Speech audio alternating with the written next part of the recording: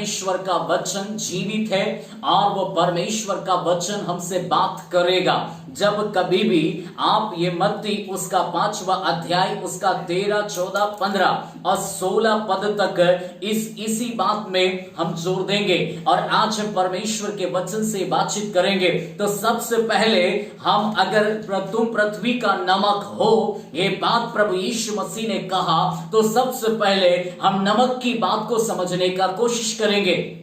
नमक क्या है?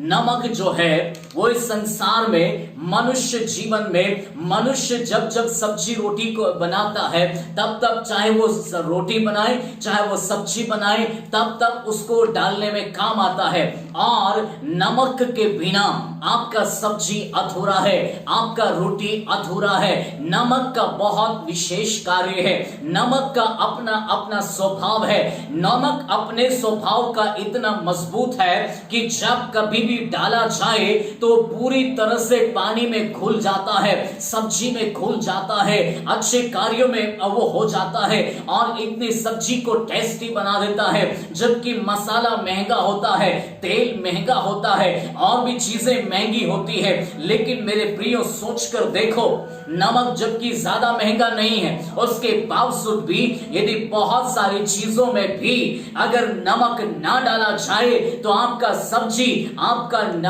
आटा, आपका सब कुछ व्यर्थ हो सकता है। इसलिए मेरे प्रियो परमेश्वर का वचन इस प्रकार से कहता है। तो सबसे पहले हम नमक की बात करेंगे। तो नमक के विषय में लिखा, नमक होता है सफेद।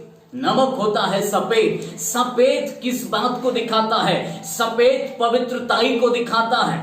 ये पवित्रताई को दिखाता। और परमेश्वर स्वयं कौन है? पवित्र है। यदि बाइबल के अंदर हम पढ़ते हैं पहला पत्रस उसका पहला अध्याय उसका 16 वचन को यदि आप पढ़ते हैं तो वहां लिखा है परमेश्वर पवित्र है, इसलिए तुम भी पवित्र बनो, क्योंकि आपका मेरा परमेश्वर पवित्र है और वो पवित्रताई की चादर को ओढ़े रहता है। वो परमेश्वर पवित्र होने के नाते आपके मेरे जीवन को भी उसने पवित्र बनाया है, पवित्र होने की बात कहा है। इसलिए वो जो नमक है सफेद है, सफेद पवित्रताई को दिखाता है। इसलिए मेरे प्रियो, आपका मेरा परमेश्वर ने आपका मेरे जीवन में दाग नहीं वरन पूरी पवित्रताई के साथ में आपके मेरे जीवन को उसने बनाया था। लेकिन मनुष्य ने अपने जीवन में उस पवित्रताई को खो दिया।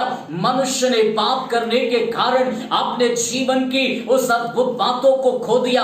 आज मैं आपको नमक का क्या उद्देश्य है, नमक किन किन चीजों में काम आता है, एक एक विषय को आज हम देखेंगे और परमेश्वर के वचन को इसको मैं गहराई में और आपको ले जाऊं। उसके पहले एक और उदाहरण आपको मैं दे देता हूं, क्योंकि नमक कैसे बनता है ये भी आपने अगर सर्च किया हो तो आपको ये जरूर मालूम पड़ेगा। आपके पास अगर आपने सर्च नहीं किया तो सर्च कीजिए, YouTube से सर्च कीजिए, आपको ये मालूम चलेगा। नमक की खेती होती है, नमक की खेती होती है। खारा पानी को एक जगह पर इकट्ठा किया जाता है और एक एक जगह पर इकट्ठा करने के बाद उसको बड़ा एक तकलीफ उठाना पड़ता है। नमक सबसे पहले पानी होता है, पानी जो है वो खेत में लाया जाता है, उसकी एक क्यारी बनाई जाती है और उसके बाद उसको सुखाया जाता है। धूप के अंदर उसको भारी उसको धूप में उसको रखा जाता है, वहीं पर वो पूरी तरह से कड़क होता है और कड़क होने के बाद धूप को सहता है। धूप को सहने के बाद उसके बाद उसको जो है बड़े बड़े ढेलों को अलग करके उसके बाद उसको जो है एक चक्की के पाट में रखा जाता है। एक चक्की के पाट में रखने के बाद उसको पीसा जाता है। ये उसके लिए जैसे मानो नमक को कैसी एक तकलीफ से होकर गुजरना पड़ रहा है, कैसे होकर गुजरना पड़ रहा, उसके बाद उसको सफाई की ओर जाना पड़ता है, तब जाकर आपके मेरे पास थैली में पैक होकर आपके मेरे घरों तक पहुंचता है। ये इतना आसान नहीं। उसी प्रकार से मेरे प्रियो यीशु मसीह ने स्वयं अपने आप को इस बात में प्रकट किया, तुम पृथ्वी के नमक हो। अगर यीशु मसीह आपका मेरा पवित्र है, लेकिन यीशु मसीह ने इसी प्रकार से नमक का जैसा प्रोसेस था, वैसे ही यीशु मसीह स्वर्ग को छोड़कर इस धरती के ऊपर आया और इस धरती के ऊपर आकर उसने सारी यातनाओं को सहा, उसने सारी तकलीफ को उठाया। मानो वो जैसे नमक को एक पाट में रख कर उसको मसल गया, इसी प्रकार से उसको जब पाट में रख कर उसको पूरी तरह से मसल दिया गया, वैसे ही आपके मेरे यीशु मसीह को भी इसी प्रकार से आपके मेरे यीशु मसीह को तकलीफ में होकर गुजरना पड़ा, क्योंकि आपके मेरी जिंदगी को पवित्र बनाने के लिए, आपके मेरे जीवन को फिर से अद्भुत करने के लिए हमने अपना स्वाद खो दिया था, हमने अपना टेस्ट खो दिया है, हमने अपने जीवन की वे भलाइयों को खो दिया है। इसलिए मसीह यीशु में होकर आप और मैं वापस से यीशु मसीह के दुख के कारण, यीशु मसीह के कोड़े खाने के कारण, यीशु मसीह की वो सारी यातनाएं उठाए जाने के कारण आपकी और मेरी जिंदगी में वापस से आप और मैं अपने उसके लहू से धुलने के कारण पवित्र किए गए। इसलिए ये सारी बातें आपके और मेरे जिंदगी के लिए अद्भुत है। इसलिए हम परमेश्वर के वचन से देखते हैं, इसलिए परमेश्वर के वचन से पढ़ेंगे मत्ती 5 उसका 13, मत्ती 5 उसका 13। हाँ, तुम पृथ्वी के नमक हो, परंतु यदि नमक का स्वाद बिगड़ जाए, यदि नमक का स्वाद बिगड़ जाए तो वह फिर किस वस्तु से नमकीन किया जाएगा? तुम पृथ्वी के नमक हो। यीशु प्रभु ने यदि इस संसार में नमक का उदाहरण यदि आपके मेरी जिंदगी में दिया है तो ये बहुत विशेष है। प्रभु यीशु मसीह ने परमेश्वर स्वयं कौन है, पहले ये मनुष्य को जानना बहुत जरूरी है। दूसरी बात, प्रभु यीशु ने कहा तुम पृथ्वी का नमक हो, तो नमक का बहुत महत्व है, नमक का अपना स्वभाव है, नमक का अपना कर्तव्य है। नमक आपके जीवन के लिए बहुत विशेष है, जैसे सब्जी के लिए बहुत विशेष है, रोटी के लिए बहुत विशेष है, वैसे ये और भी कार्यों के लिए नमक बहुत विशेष है। इसीलिए आज हम नमक के महत्व को जानेंगे। नमक जो है आपकी जिंदगी को दिखाता है, आपके जीवन में आपको मुझको जैसा परमेश्वर पवित्र है वैसा तुम भी पवित्र बनना है, ये बात को प्रकट करता है। तो पुराने नियम में नमक का अलग महत्व था। पुराने नियम में तो आपके पास डायरी है, अगर आपके पास पेन है, आपके पास आयत आप लिख सकते हैं, क्योंकि मैं ज्यादा आयतों को पढ़ाऊंगा नहीं, जस्ट आपको बताऊंगा ताकि आप बाद में स्टडी कर सके, ताकि आप बाद में इसको लिख सके। नमक का पुराने नियम में क्या उपयोग था, क्यों इस प्रकार से नमक की परिभाषा दी गई है, इसके बारे में हम समझ सके। तो पहली बात नमक के विषय में पहली बात लिखा है, नमक का उपयोग भोजन जो खाना होता था, याजक लोगों के पास, वेदी के पास जो लोग लेकर आते थे, वो भोजन नष्ट ना हो, इसलिए परमेश्वर ने अपना लोगों को नियम दिया था कि तुम साथ में नमक भी लेकर आना। तो वचन लिख सकते हैं, ले व्यवस्था उसका 2 अध्याय उसका 13 वचन, ले व्यवस्था की किताब उसका 2 अध्याय उसका 13 वचन, अय्यूब की किताब उसका 6वां अध्याय उसका 6वां वचन। तो ये 2 वचन जो है आपके सामने है। ले व्यवस्था उसका 2 अध्याय उसका 13 वचन को हम पढ़ेंगे।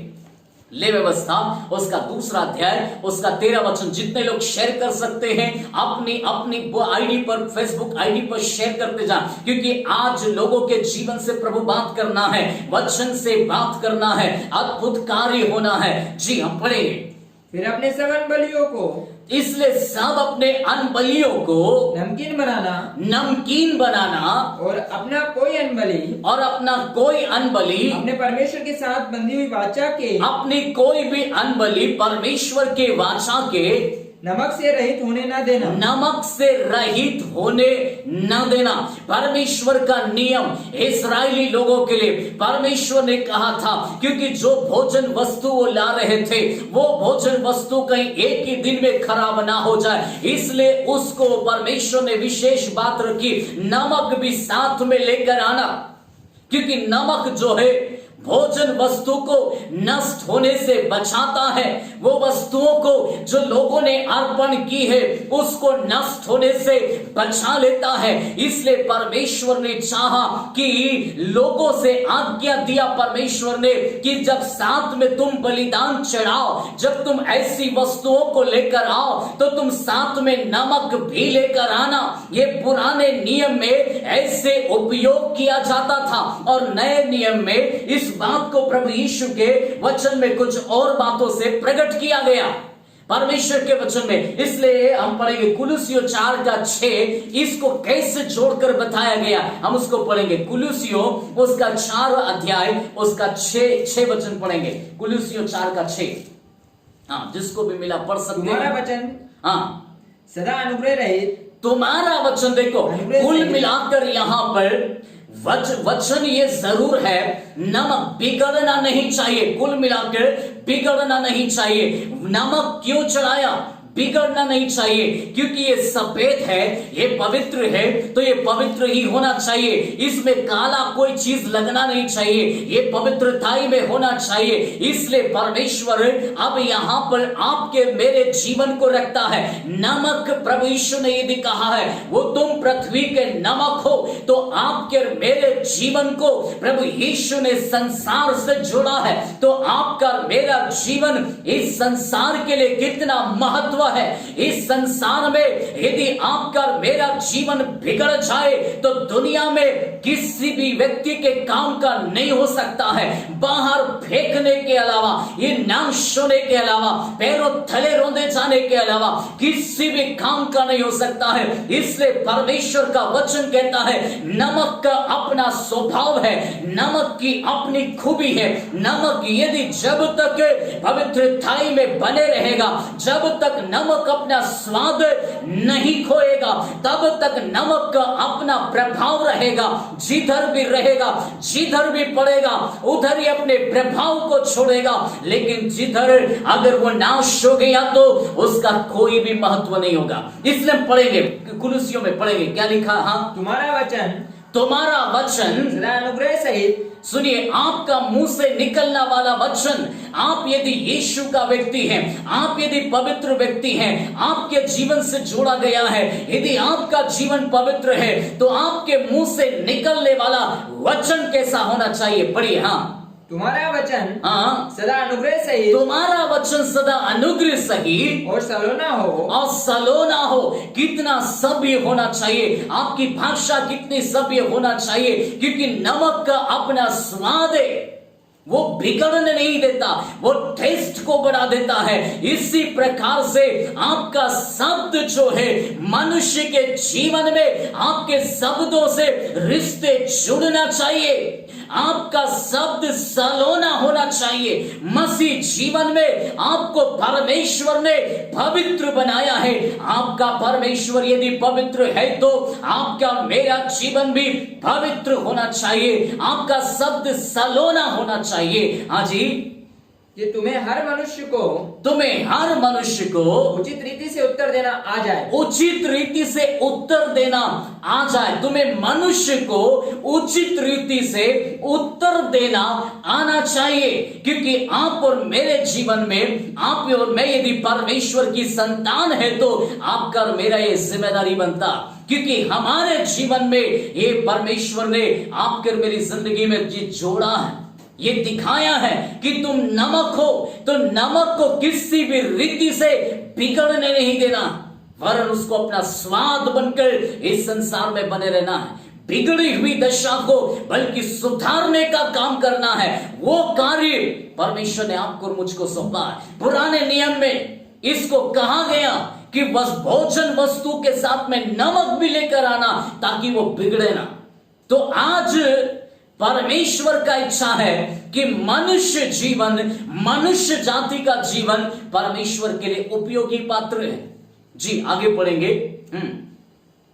प्रिय भाई और विश्वासियों की सेवक तिखिकुस जो प्रभु में मेरा सहकर्मी है। हाँ जी, वो अलग आ गया। ठीक है, तो प्रभु यीशु ने आपके मेरे जीवन में नमक की बात कहा। ठीक है, तो नमक आपके और मेरे लिए कितना महत्वपूर्ण है। तब दूसरी बात, नमक अपने स्वाद के कारण नमक का अपना स्वाद है। नमक अपना स्वाद कभी खोता नहीं।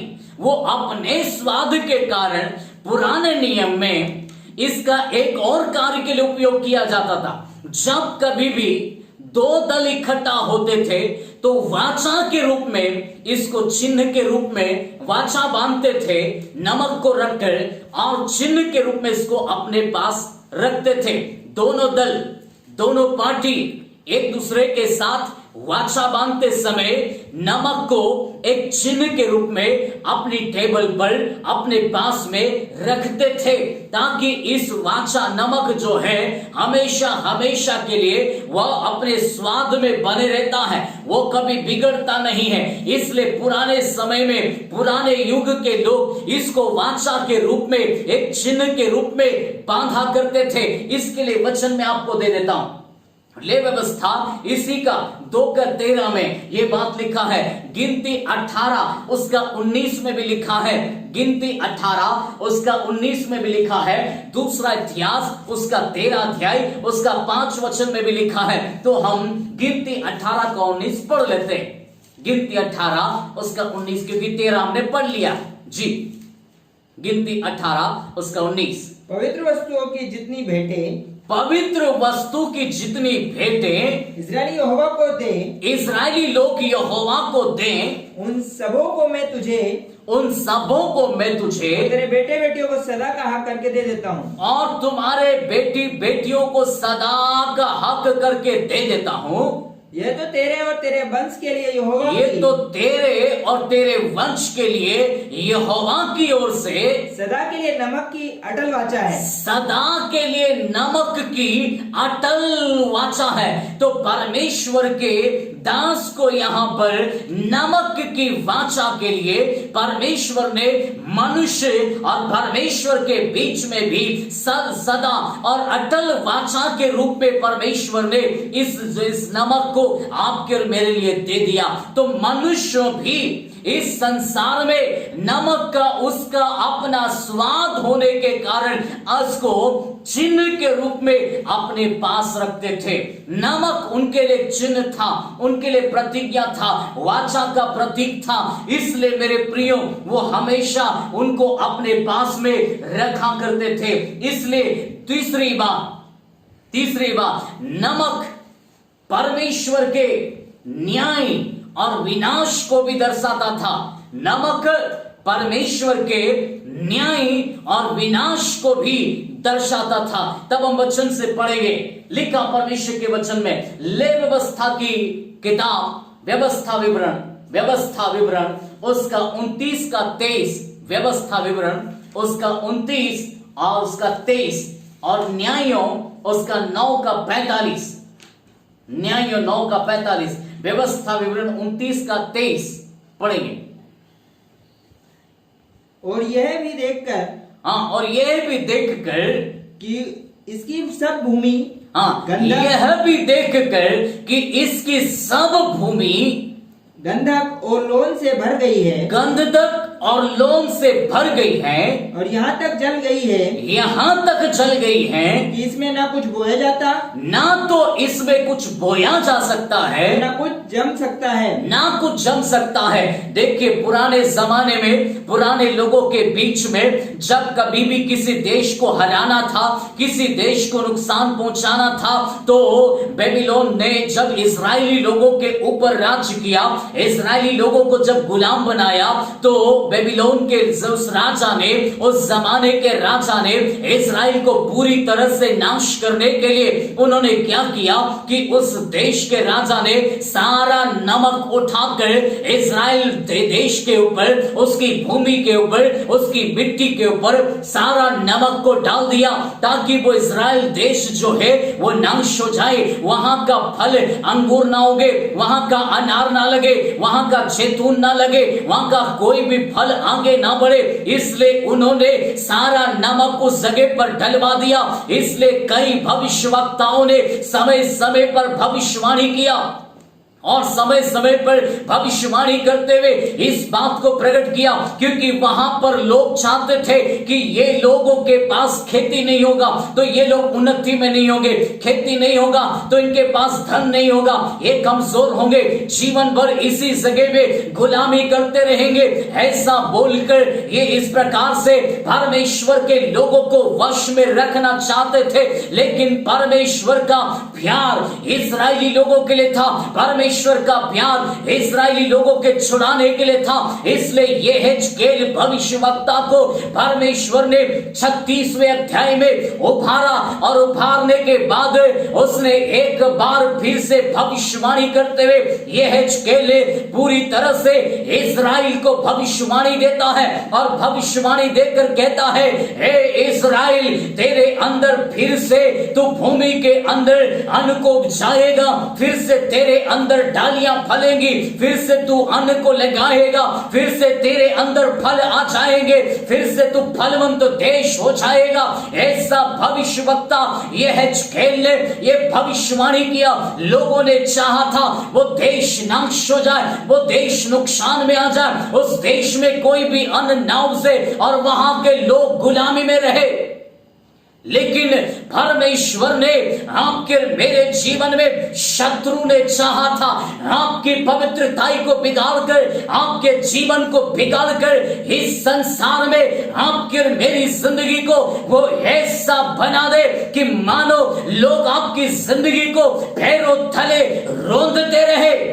आपका जीवन मसीह यीशु में बहुत विशेष है, आपका जिंदगी मसीह यीशु में सामर्थ्य है। लेकिन शैतान ने चाहा कि आपकी बनाई हुई जिंदगी, आपकी महिमा से भरी हुई जिंदगी, आपकी पवित्रताई की जिंदगी को ऐसा बिगाड़ दे कि मानो वो आपके जीवन को गुलामी में रखे। जिस प्रकार से उस देश को गुलामी में रखा और नाश कर दिया, उसी प्रकार से परमेश्वर आपके और मेरी जिंदगी में ये प्रमाण देता है, ये चिन्ह देता है, ये न्याय और नाश को भी दिखाता है। आपके और मेरे जीवन में यदि आप और मैं लौट कर वापस ना आए, तब तक जब तक गुलामी में रहेंगे हमारा जिंदगी अच्छा नहीं होगा। गुलामी में रहेंगे तब तक हम दूसरों के पैरों तले रोंदे जाएंगे, हम अपने आप को पहचान नहीं पाएंगे। हम कौन है, हमारा अपना स्वभाव क्या है, हम इस संसार में क्यों आए हैं, हमारा जिंदगी को परमेश्वर ने इस दुनिया में क्यों रखा है।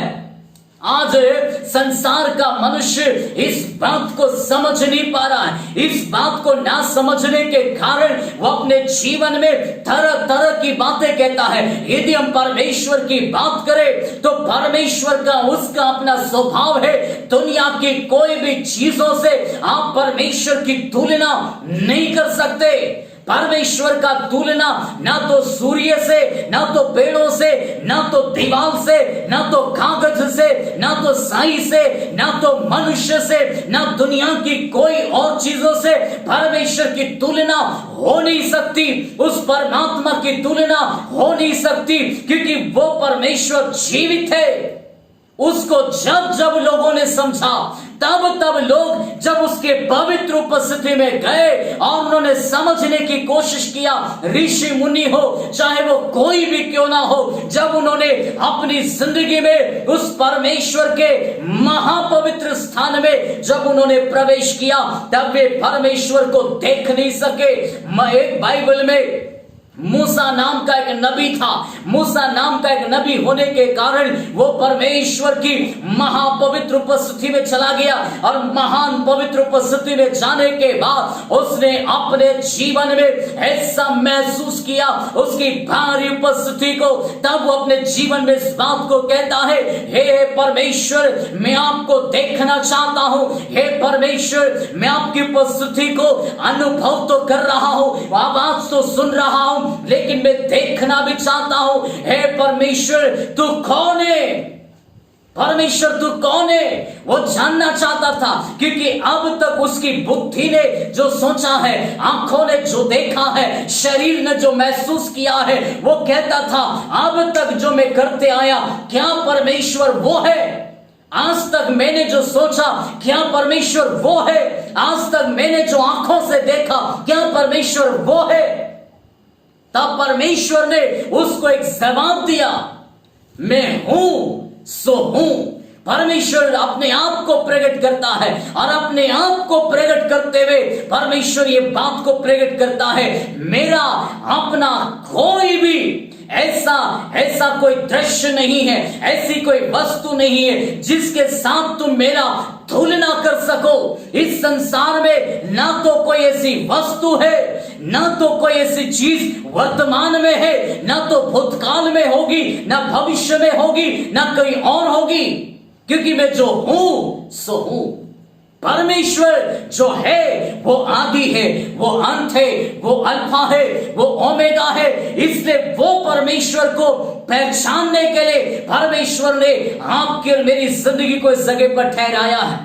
आप परमेश्वर के अस्तित्व को, परमेश्वर को प्रकट करने के लिए परमेश्वर के स्वभाव को आज कौन दिखाएगा? परमेश्वर के स्वभाव को आज इस संसार में कौन प्रकट करेगा? आप और मैं, आप और मैं इस संसार में। इसलिए प्रभु यीशु मसीह ने जब चेलों को प्रार्थना करना सिखाया, यीशु मसीह ने जब चेलों को प्रार्थना करना सिखाया, तो वहां पर एक शब्द आता है, हे हमारे पिता तू जो स्वर्ग में है। ये बात को कहते समय उसके बाद चेलों को कहा गया तो परमेश्वर का नाम पवित्र है, परमेश्वर का नाम पवित्र माना जाए। वो किससे पवित्र माना जाएगा? वो ऑलरेडी पवित्र है, वो सर्वशक्तिमान है, वो पवित्र है। लेकिन आज इस संसार में आपके मेरे जीवन को परमेश्वर ने अवसर दिया है ताकि यीशु मसीह को आप और मैं इस संसार में लेकर चले। यीशु मसीह इस संसार में आया था ताकि आपके और मेरे बीच में वो इस बात को बता सके, अपने आप को उसने दिया ताकि इस बात से वो आपको याद दिला सके परमेश्वर न्यायी है। आपको प्रेम दिखाया, आपको दया दिखाई, आपको भलाई दिखाई, आपके अंदर परमेश्वर ने रोटी खिलाकर आपके जीवन में शांति देकर उसने परमेश्वर के स्वभाव को प्रकट किया। लेकिन परमेश्वर के स्वभाव को प्रकट करने के बाद यीशु मसीह जितना दिखा सकता था उसने परमेश्वर के स्वभाव को दिखाने का प्रयास किया। उसके बाद यीशु मसीह ने भी आपके मेरे जीवन में परमेश्वर की ओर से होकर ये बात को प्रकट कर दिया कि अब पृथ्वी का नमक तुम हो, क्योंकि यीशु मसीह ने अपना स्वाद इस संसार में छोड़कर चला गया। और आपको और मुझको अब आपका और मेरा समय है कि आप और मैं लोगों को चिताएं, आप और मैं लोगों के लिए स्वाद बने, आप और मैं समय समय पर लोगों के जीवन के लिए एक चुनौती बनकर खड़े रहे। तब आगे देखो क्या लिखा है। हाँ, उसी व्यवस्था विवरण को हम उसी को पढ़ते। क्या लिखा है? एक जन निकाल ले, न्यायियों 9:45, एक जन निकाल के रखें, एक जन निकाल के रखें। दूसरा इतिहास 13:5। हाँ, इसमें ना कुछ बोया जाता, इसमें ना तो कुछ बोया जाएगा, ना कुछ जम सकता, और ना तो कुछ जम सकता है। एक बार यदि नमक डाल दिया गया है तो वो नमक जो है उस पूरी खेती को नाश कर सकता है, खेत को तबाह कर सकता है, वहां उपज नहीं सकता है। इसी प्रकार से लोग उस देश की भूमि को नाश करके लोगों को अपना गुलाम बना लेते थे। इसी प्रकार से परमेश्वर आज आपकी और मेरी जिंदगी से बात करता है। ये हमारा जीवन परमेश्वर का जीवन है, ये दी हुई जिंदगी हमारी नहीं परमेश्वर की है। और इस जीवन को शत्रु नाश करके आपके और मेरी जिंदगी में यदि नमक का स्वाद आपने खो दिया, नमक का स्वाद यदि चला गया, तो फिर इसको किसी से नमकीन नहीं कर सकते। इसलिए बात को कहा गया, जिसने पढ़ेंगे न्यायों की किताब, उसका न्यायों की किताब 9:45 पढ़ो, 9:45 पढ़िए। उसी दिन हाँ, अबीमेलेक ने नगर से हाँ, दिन भर लड़कर उसको ले लिया, हाँ, और उसके लोगों को घात करके, उसके लोगों को घात करके नगर को ढा दिया, नगर को ढा दिया, और उस पर नमक छिड़कवा दिया, और सारे लोगों के जीवन के ऊपर क्या करा गया? चढ़ाई की, युद्ध लड़ा, और युद्ध लड़ने के बाद सारे देश के ऊपर नमक छिड़कवा दिया, ताकि वो देश जो है वो श्रापित हो जाए। वहां देश की भूमि उपजे ना, वहां देश की भूमि में से कोई भी पौधा निकल कर बाहर ना आए, कोई भी बीज वहां लगे ना, इसलिए वहां नमक छिड़कवा दिया। हाँ जी, हाँ। उसके बाद दूसरा इतिहास 13:5 भी पढ़ो। दूसरा इतिहास 13:5 जल्दी से। क्या तुमको ना जानना चाहिए क्या तुमको नहीं जानना चाहिए, कि इस्राएल के परमेश्वर क्या तुमको ये बात नहीं जानना चाहिए कि इस्राएल का परमेश्वर, यहोवा ने नमक वाली हाँ, यहोवा ने नमक वाली वाचा बांधकर दाऊद को वाचा बांधकर दाऊद को, और उसके वंश को इस्राएल का राज्य वाचा बांधकर दाऊद और इस्राएल को वाचा बांधकर दे दिया। हाँ, सदा के लिए दे दिया है। सदा के लिए दे दिया है। तो भी नबात का पुत्र हाँ, यारोबाम, जो दाऊद के पुत्र सुलेमान का कर्मचारी था। हाँ जी, वह अपने स्वामी के विरुद्ध उठा, तो भी वह अपने स्वामी के विरोध में उठा। ये सब कुछ करते हुए वाचा था, प्रतिज्ञा थी, लेकिन उसके बावजूद भी वो दाऊद राजा का इस कर्मचारी का बेटा था, और वो दाऊद राजा कुछ बारे में जानता था कि वह परमेश्वर का चुना हुआ है, अभिषिक्त है, परमेश्वर का बुलाया हुआ है। और वो कर्मचारी जानता था, उसका पुत्र भी जानता था, उसके बावजूद भी, वे जानते हुए भी वो राजा के विरोध में उठा। हाँ जी, उसके पास हल्के और ओछे मनुष्य इकट्ठा हो गए। हाँ, उसके पास हल्के और ओछे मनुष्य, बिगाड़ने वाले, जो परमेश्वर की नजर में है वो कीमती हैं, वे भारी हैं, वो बहुमूल्य हैं, वो बहुत जबरदस्त हैं। लेकिन जो लोग परमेश्वर की नजर में कीमती और ओछे लोग हैं, ऐसे लोग उसके साथ इकट्ठा हो गए। हाँ, और जब सुलेमान का पुत्र रहोबियाम लड़का हाँ, और उल्लड़ मन का था, हाँ, और उनका सामना न कर सका, तब वे उसके विरुद्ध सामर्थ्य हो गए। हाँ, अब तुम सोचते हो कि ये बिगड़ने वाली स्थिति थी। ये यहाँ पर चुनाव परमेश्वर का था, बिगड़ने की स्थिति इनके माध्यम से आई, इसलिए परमेश्वर ने इस बात को दिखाया। नमक के माध्यम से इस बात को परमेश्वर ने हमेशा हमेशा के लिए ये वाचा का चिन्ह ठहराया था। इसलिए इनकी ओर से युद्ध लड़ने वाला कोई और नहीं, परमेश्वर था।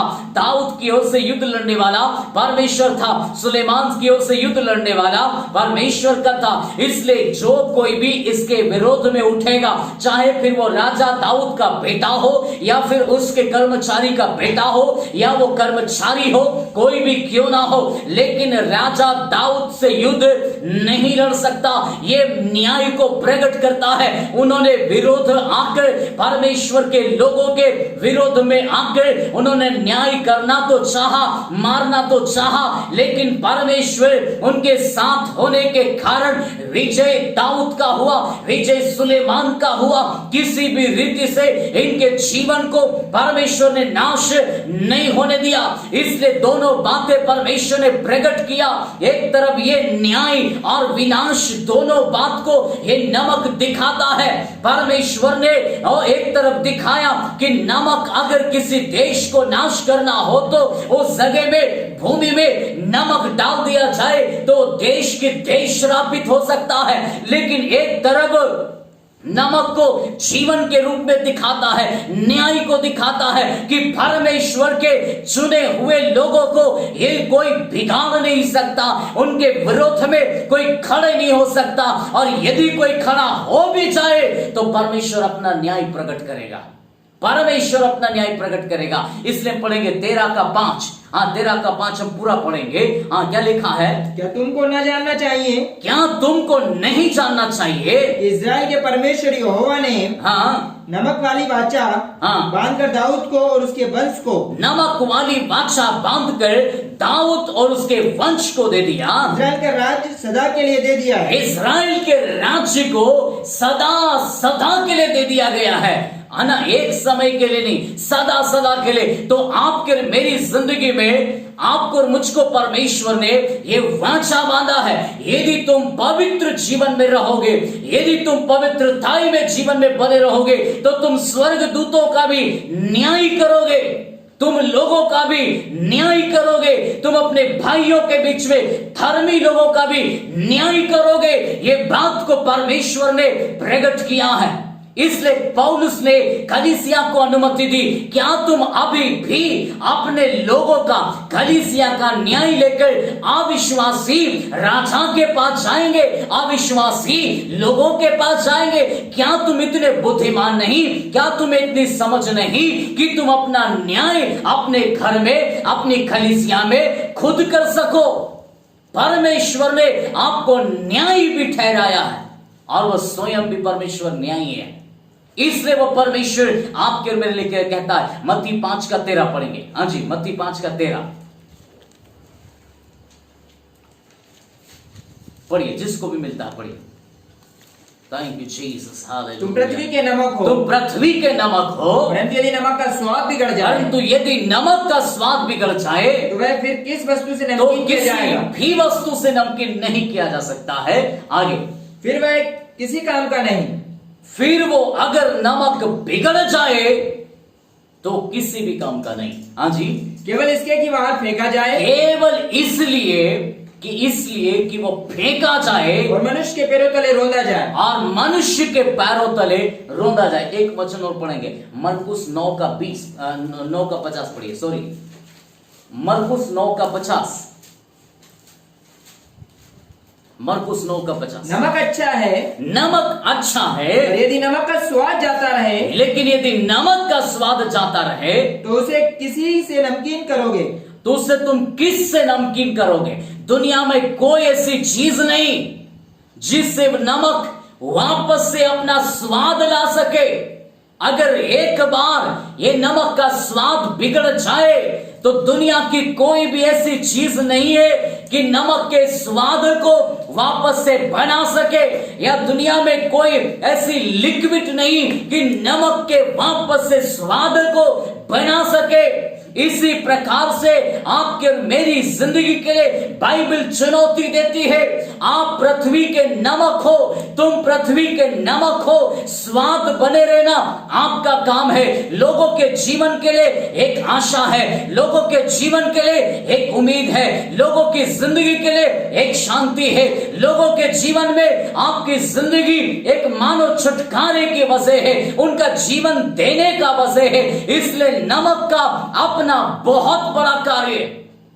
इसलिए बाइबल कहती है यदि ये बिगड़ जाए तो इसको किसी वस्तु से नमकीन नहीं किया जा सकता है। आप और मेरी जिंदगी शैतान ने बिगाड़ दी थी। दुनिया का कोई चीज आपको और मुझको सुधार नहीं सकता था। दुनिया की कोई वस्तु आपके मेरे पाप क्षमा नहीं कर सकते थे। दुनिया का कोई भी लहू आपको मुझको क्षमा नहीं दे सकता था। आपके मेरे लहू से, आपके मेरे दुनिया के कोई भी मेढ़े से, बकरे से, मुर्गी के लहू से, किसी भी लहू से आपके मेरे पाप क्षमा नहीं हो सकते थे। केवल और केवल यीशु मसीह ने अपने लहू को बहाकर आपके मेरे पापों को धोकर शुद्ध और पवित्र किया। उसने आपके मेरी जिंदगी को बचाया। और लहू, आखिरी बात हम देखेंगे, नमक जीवन देता है। नमक जो है मानव जीवन को जीवन देता है। दूसरा राजा उसका 2 अध्याय उसका 19 वचन को पढ़ेंगे। दूसरा राजा उसका 2 अध्याय उसका 19 वचन। उस नगर के निवासियों ने एलीशा से कहा, देखिए नगर मनभावने स्थान पर बसा है। यहाँ पर बाइबल का परमेश्वर कहता है वहां के निवासी लोगों ने, इजरायली लोगों ने उस समय एलीशा से कहा, हे एलीशा, ये नगर तो बहुत सुंदर है, ये देश तो बहुत अच्छा है, मन भावना है, यहाँ की फसलें अच्छी है, यहाँ की चीजें अच्छी है, यहाँ का सब कुछ अच्छा है, यहाँ के लोग अच्छे हैं, ये सारी चीजें तो बहुत अच्छी लगती है, लेकिन यहाँ का पानी, यहाँ का पानी श्रापित है, यहाँ का पानी हमारे लिए अच्छा नहीं है। यहाँ का पानी जब लोग पीता है, मानो गर्भ धारण करने वाली स्त्रियां यदि पानी पी ले तो उनका गर्भ गिर जाता था। यदि कोई पानी पी ले बीमार हो जाता था और श्रापित हो जाता था। इस प्रकार की समस्याएं हैं इस पानी के अंदर। इसलिए एलीशा एक भविष्यवक्ता है, एलीशा परमेश्वर के साथ में रहने वाला एक व्यक्ति है। इसलिए बाइबल कहती है सारे लोग एलीशा के पास गए। वे परमेश्वर का चुना हुआ दास था, वे जीवन में न्याय करता था, परमेश्वर की ओर से चुनौती देता था, वे परमेश्वर की ओर से शब्द होकर बात करता था, आवाज था वो परमेश्वर की। इसलिए लोग उस बात को मानते थे। इसलिए उन्होंने कहा ये देश तो जगह तो बहुत सुंदर है, लेकिन ये जगह गर्भ गिराती है, बीमारियों को लाती है। तब क्या कहा था देखिए, उसने कहा एक नए प्याले में, उसने कहा नए प्याले में नमक डालकर मेरे पास ले आओ। नमक डालकर पानी को एक प्याले में डालकर मेरे पास, नमक भी डालकर मेरे पास लेकर आओ। हाँ, वे उसे उसके पास ले आए। उसके पास ले आए। तब वह जल के सोते के पास निकल तब गया जल के पास, सोते के पास निकल गया और उसमें नमक डालकर कहा, और उसमें नमक डालकर कहा, यहोवा यूं कहता है, यहोवा यूं कहता है, भविष्यवाणी करता है, जीवित वचन को बोल रहा है। और वो कहता है यहोवा यूं कहता है, मैं ये पानी ठीक कर देता हूँ, मैं ये पानी को ठीक कर देता हूँ, जिससे वह कभी मृत्यु जिससे वो कभी मृत्यु या गर्भ गिराने का कारण न होगा। सुनना बाइबल का परमेश्वर क्या कहता है। इस एलीशा के पास में जीवन का बात था, एलीशा के पास में अद्भुत सामर्थी वचन था। एलीशा अपने पास में सामर्थी वचन को लेकर लोगों की जरूरतों को पूरा किया। उसको मालूम था लोगों के लिए मैं आखिरी उम्मीद हूं, लोगों के लिए मैं आखिरी आशा हूं, लोगों के लिए जीवन की बातें कहने के लिए मैं ही हूं। इसलिए उसने इस बात को प्रकट किया और इसलिए पानी के ऊपर नमक को डालकर वो इस बात को प्रकट करता कहता है, देखो मैं परमेश्वर यहोवा के नाम से, यीशु के नाम से इस नमक को मैं पानी इसमें डालकर ठीक कर देता हूं। इसलिए आज से इसमें मृत्यु नहीं होगा, आज से इसमें मृत्यु नहीं होगा। लेकिन अगर आपने उद्धार पाया हुआ है तो जीवन की बातें आपको बोलना है। लोग कहते हैं यह मृत्यु है, लोगों के लिए वो जगह श्रापित हो सकती है, लोगों के लिए वो घर श्रापित हो सकता है, लोगों के लिए उनका जिंदगी आंसू से भरा हो सकता है, लोगों का जीवन उनके जीवन में श्राप हो सकता है, लोग अपने जीवन में आंसुओं के साथ में रोते होंगे। लेकिन आपका और मेरा जिंदगी, आपका और मेरा जिंदगी लोगों के अंदर से मृत्यु दूर करेगा।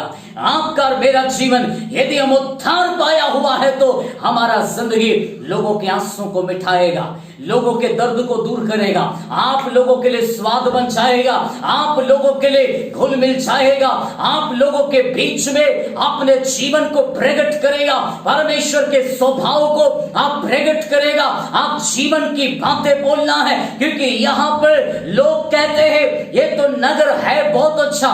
दुनिया में आज मसीह को ना जानने वाले कितने लोग कहते हैं, दुनिया में कितने लोग मर जाना चाहते, जीना नहीं चाहते, क्योंकि उनकी अपनी अपनी समस्याएं हैं। कोई कर्ज में है, कोई गिरा हुआ है, कोई धोखा खाया हुआ है, कोई बीमार है, कोई अलग परिस्थितियों में है, जिन्होंने आशा खो दिया है, कोई ना कोई चोट दिल में लगने के कारण दुनिया का हर इंसान अपनी जिंदगी में मर जाना चाहता है। लेकिन मसीह लोग, विश्वासी लोग, बुलाए हुए लोग, उद्धार पाए हुए लोग, उनके लिए एक आशा है, उनके लिए उम्मीद है, उनके लिए जिंदगी है। आप सोचकर देखो, आपको यीशु ने कहा तुम पृथ्वी के नमक हो, तुम पृथ्वी के नमक हो। तो नमक का कार्य क्या है? लोगों को जोड़ना, लोगों को बचाना, लोगों के लिए जीवन बनना, लोगों के लिए आशीष बनना, लोगों की जिंदगी को बदलना, इस देश के लिए आशीष बनकर जीना आपका मेरा काम है। इसलिए परमेश्वर का न्याय भी बताना आपका मेरा काम है। आपको और मुझको प्रभु ने दिखाया कि वो यीशु एक दिन आएगा और वह न्याय करेगा। ये बताना आपका और मेरा जिम्मेदारी है। आपको और मुझको परमेश्वर ने वाचा के रूप में, आपको और मुझको प्रभु ने वचन दे दिया है। वचन वचन दे दिया। इस वचन को लेकर मनुष्य अपने जीवन में आगे बढ़ना, क्योंकि यीशु ही आपके और मेरे लिए जीवन की बात करता है। इसलिए क्या लिखता है कि वहां ना तो मृत्यु और या गर्भ गिरने का कारण न होगा। अब तक ये गर्भ गिर रहा था, अब तक मृत्यु आ रही थी, अब तक वहां के देश के हालात बुरे थे, लेकिन अब आपका और मेरा जिंदगी, यीशु ने कहा वो तुम नमक हो पृथ्वी का, तो अपने आप को बिगड़ने मत दो। अगर ये बिगड़ गया तो किसी भी वस्तु से नमकीन नहीं किया जा सकता। आज कितने लोगों का जीवन, बिगड़ा हुआ जीवन, दूसरों के लिए नुकसान का कारण बना हुआ है। कई जवान बिगड़ जाता है, गुंडा बन जाता है, मोहल्ले के लिए बर्बादी का कारण है। किसी का बेटा बदमाश बन जाए तो परिवार के लिए बुरा बर्बादी का कारण है। किसी की बेटी बिगड़ जाए, उसने मोहल्ले के लिए, अपने घर के लिए, अपने समाज के लिए कलंक का कारण है।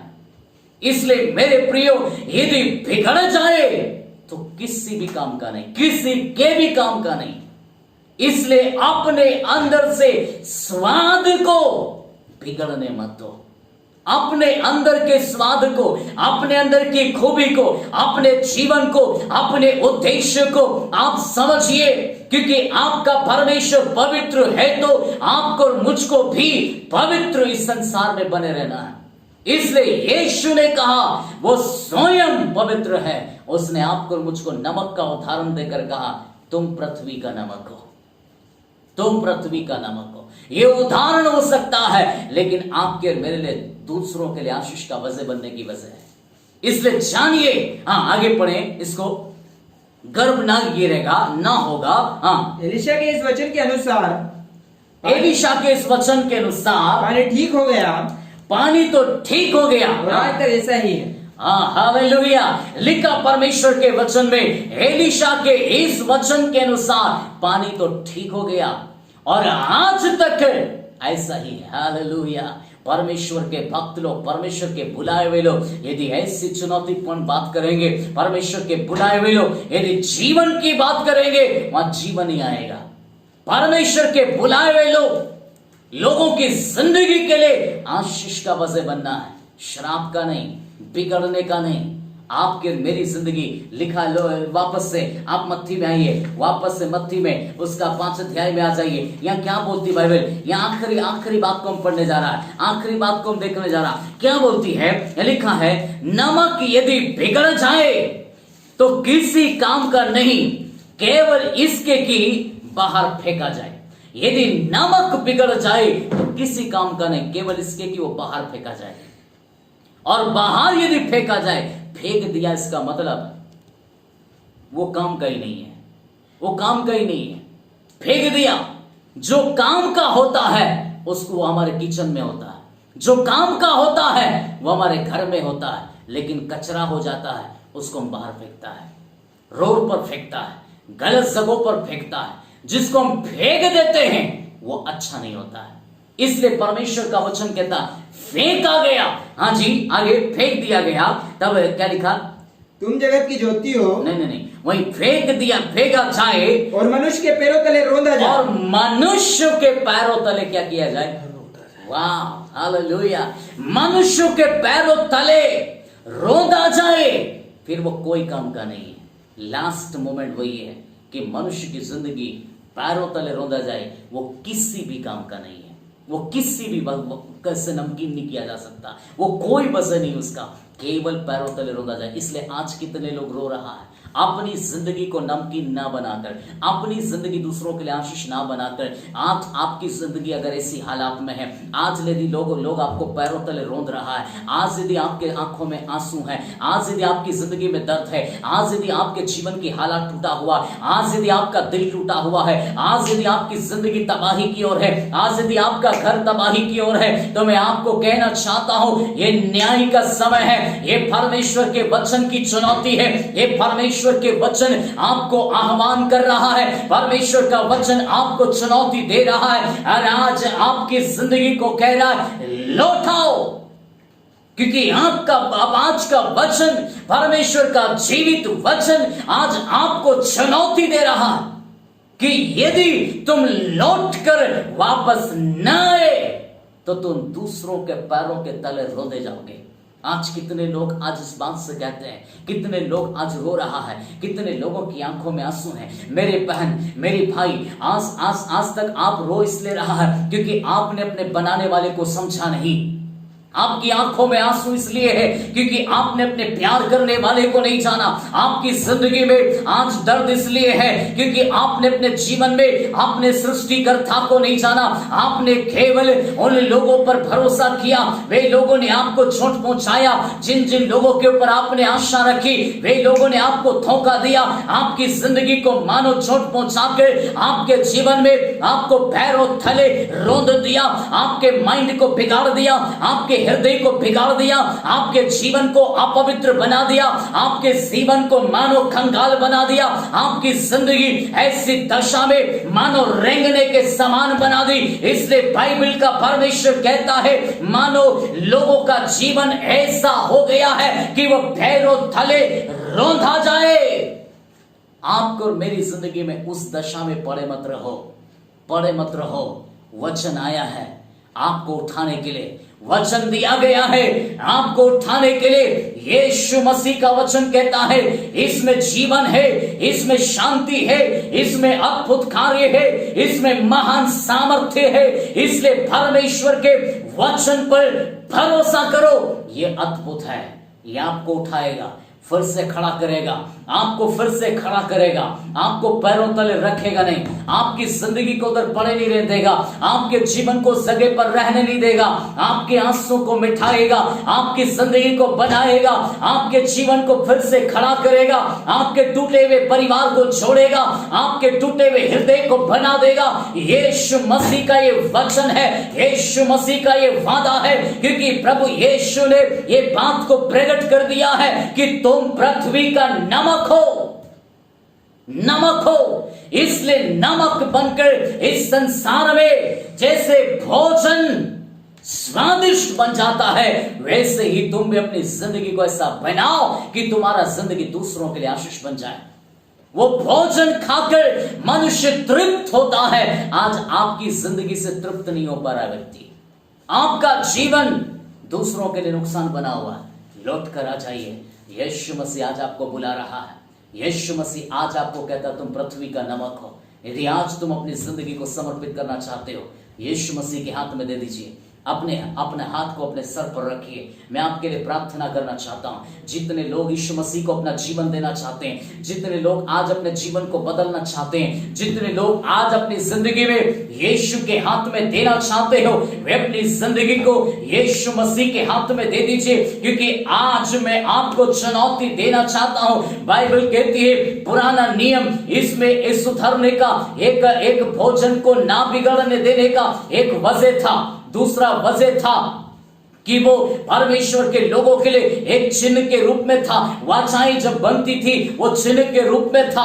अलग अलग लोगों के लिए अलग अलग समय में अलग अलग कार्यों के लिए इस्तेमाल किया गया। लेकिन आज परमेश्वर का वचन आपके और मेरी जिंदगी के लिए अद्भुत है। इसलिए हम परमेश्वर के वचन को का कारण हम लोगों की जिंदगी के लिए आशीष की बात करेंगे। Thank you Jesus. हे स्वर्ग के परमेश्वर, हम अद्भुत प्रभु लोगों के जीवन में चंगाई की घोषणा करते हैं, अद्भुत कार्यों की घोषणा करते हैं, जीवन की घोषणा करते हैं। और प्रभु आपके लोग उन्नति करने पाए, आपके लोग मन फिराने पाए, आपके लोगों को जीवन मिलने पाए और आपकी महिमा प्रकट होने पाए। धन्यवाद परमेश्वर, आपने अब तक संभाला। सुनने वाले हर एक को आशीष करे प्रभु यीशु के नाम से, आमीन।